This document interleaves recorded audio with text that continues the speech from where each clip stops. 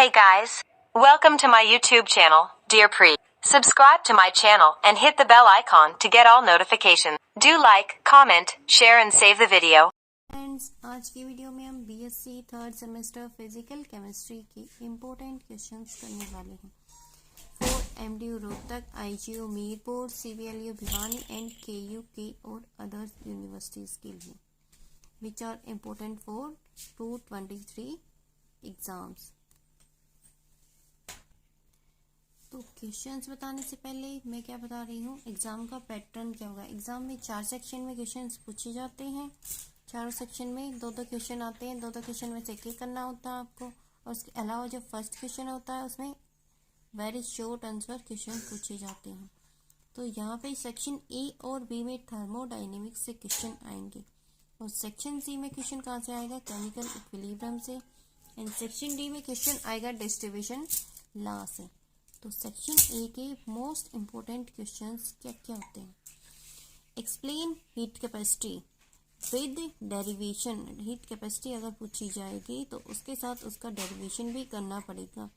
Heat capacity, derive expression for heat capacity at constant volume and constant pressure. और इसी को क्या बोला जाता है, CV and CP।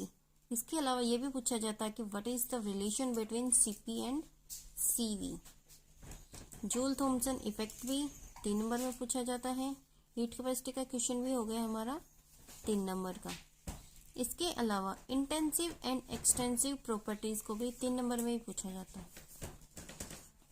First law of thermodynamics को 1 नंबर में भी पूछा जाता है और 2 नंबर में भी पूछा जाता है। तो ये क्वेश्चन 1 और 2 नंबर का हो गया।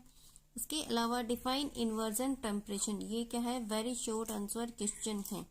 लेकिन अगर इसके साथ में पूछा जाए कि Y hydrogen and helium show heating on adiabatic expression, तो यहाँ पे क्वेश्चन हो जाता है 3 नंबर का।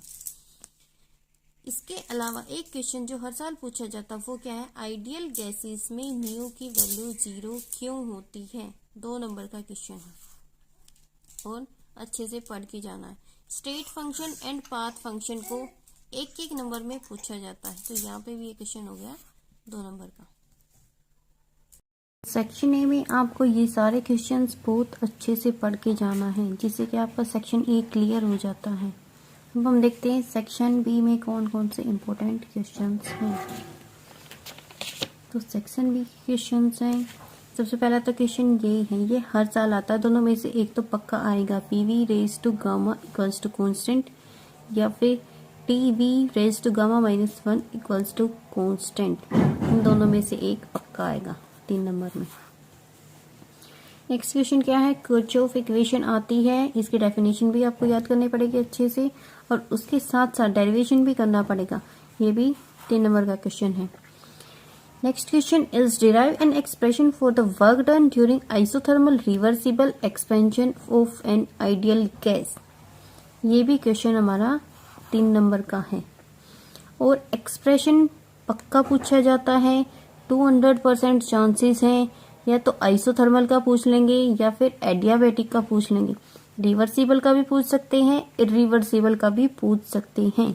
और ये जो सेक्शन बी में 2 क्वेश्चन आते हैं ऑप्शंस में, उसमें 2-2 पार्ट आएंगे, तो दोनों के पार्ट में एक एक्सप्रेशन पक्का आएगा। एक में हो सकता है आइसोथर्मल पूछ लें, एक में एडियाबैटिक पूछ लें, या फिर एक में रिवर्सिबल पूछ लेंगे, दूसरे में इरिवर्सिबल पूछ लेंगे। तो ये आपको 200% अच्छे से पढ़ के जाना है। और इस एक्सप्रेशन में आपको क्या क्या डिराइव करना है, work done, heat, del U and del H। ये आपको अच्छे से याद करके जाना कि कौन सी को कैसे डिराइव किया जाता है। अब नेक्स्ट क्वेश्चन क्या है, prove that for an adiabatic expression. अभी मैंने बताया कि एक्सप्रेशन अच्छे से पढ़ के जाना ही है। तो इसमें पूछ लिया गया है कि एडियाबैटिक एक्सप्रेशन में जो डेल है वो कभी भी 0 नहीं होता। तो यहाँ पे भी ये 3 नंबर का क्वेश्चन, या तो इसमें आइसोथर्मल पूछ लिया, इसमें एडियाबैटिक पूछ लिया, इसमें भी यही सारी चीजें ड्राइव करनी है, work done, heat capacity, del U del H। और इसमें भी पूछा गया कि जो डेल H है वो कभी 0 नहीं होता एडियाबैटिक एक्सप्रेशन में। इसके अलावा और भी क्वेश्चंस हैं जो कई बार पूछे गए हैं, तो मैंने सभी को मेंशन कर लिया है। इनमें भी डेरिवेशन नहीं है, तो डेरिवेशन तो 200% आएगा, आपको अच्छे से पढ़ के जाना है। यहाँ पे कौन सा डेरिवेशन है, derive expression for adiabatic reversible, और इससे अगले वाले में क्या है, इरिवर्सिबल। मैंने बताया था कि जो एक्सप्रेशन 200% आएगा, तो ये तो पढ़ना है बिल्कुल, चाहे रट के चले जाना, या तो एडियाबेटिक या आइसोथर्मल या रिवर्सिबल या इरिवर्सिबल। तो ये भी जो दोनों क्वेश्चन है 3-3 नंबर के हमारे। इसके अलावा बॉन्ड एनर्जी को 1 नंबर में पूछा जा सकता है कि व्हाट इज बॉन्ड एनर्जी या डिफाइन बॉन्ड एनर्जी, और हीट ऑफ फॉर्मेशन को भी 1 नंबर में पूछा जा सकता है।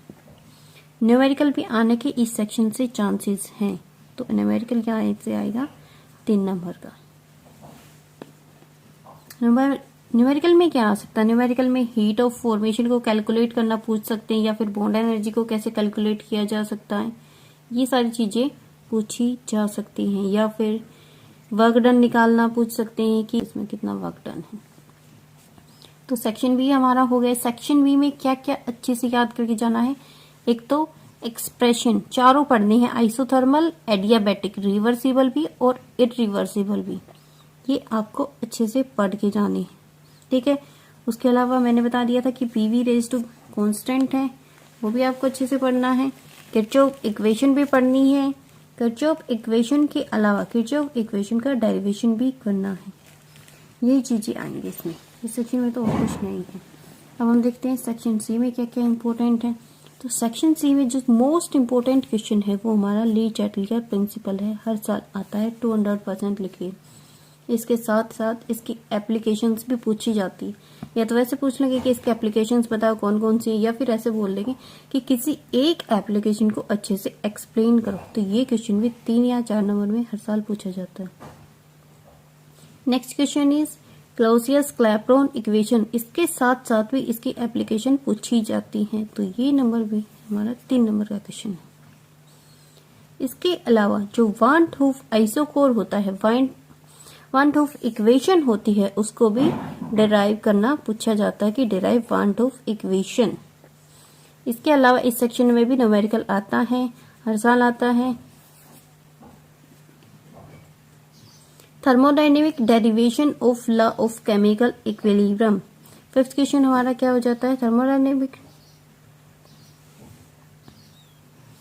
तो यहाँ पे क्या पूछा गया है, लॉ ऑफ केमिकल इक्विलिब्रियम का डेरिवेशन पूछा गया है। ये भी आपको बहुत अच्छे से पढ़ के जाना है, ये हर साल आता है और ये पार्ट में पक्का पूछा जाता है 3 नंबर का।